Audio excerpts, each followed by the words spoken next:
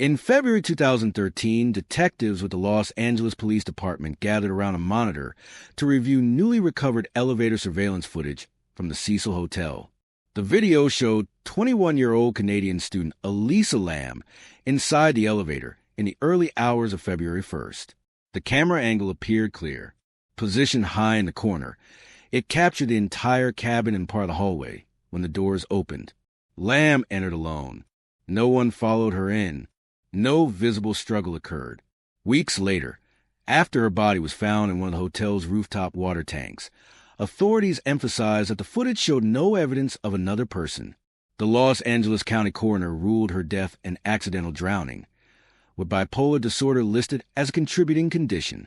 Officially, there was no indication of foul play, but the certainty attached to that camera angle would become one of the most debated aspects of the case. Elisa Lam was a student from Vancouver, traveling alone in California. She checked into the Cecil Hotel on January 26, 2013, and remained in regular contact with her parents. On January 31st, those calls stopped, her family alerted police, and a missing person investigation began. Security footage became central to the search. On February 14th, police publicly released the elevator video, hoping someone might recognize her behavior. In the recording, Lam presses multiple buttons, steps in and out of the elevator, and makes animated hand gestures while the doors remain open longer than usual. She eventually exits into the hallway. It is the last confirmed footage of her alive. On February 19th, after hotel guests complained about water issues, a maintenance worker discovered Lam's body in a rooftop tank. The roof required passing through secured areas, but investigators stated there was no evidence of forced entry or assault. Toxicology results showed only therapeutic levels of prescribed medication. From an investigative standpoint, the elevator footage mattered because it appeared to eliminate the presence of another person at that moment. The angle seemed comprehensive. The space was small. No one else was visible. Yet what the camera showed was limited to its frame. It did not capture the full hallway. Anyone standing just beyond the doorway could remain unseen. The publicly released version also contained timestamp irregularities and was later acknowledged by police to have been edited before release, though authorities said those edits did not alter the substance of what it showed.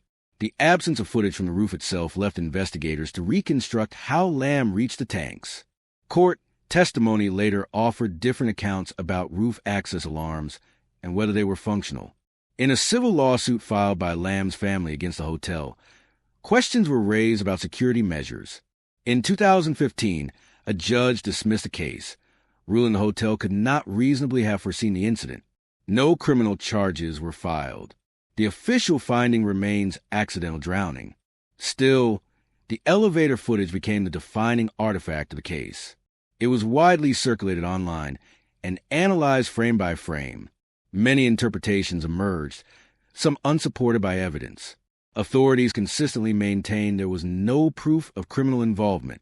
The broader issue is not whether the camera was inaccurate. It recorded what it could see. The question is how much weight that perspective carried. Surveillance footage can feel definitive. A fixed lens creates a contained narrative. When no second person appears within the frame, investigators may reasonably conclude no one was present in that space at that time. But cameras have blind spots.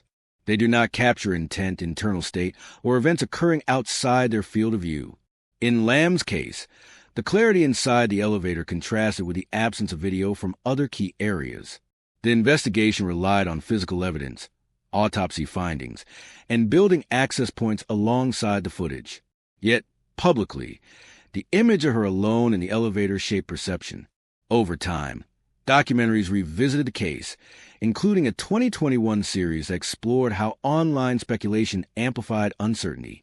Despite continued public debate, no new verified evidence has emerged to overturn the coroner's ruling. Today, the case remains officially closed. The Los Angeles Police Department has not reopened it as a homicide investigation.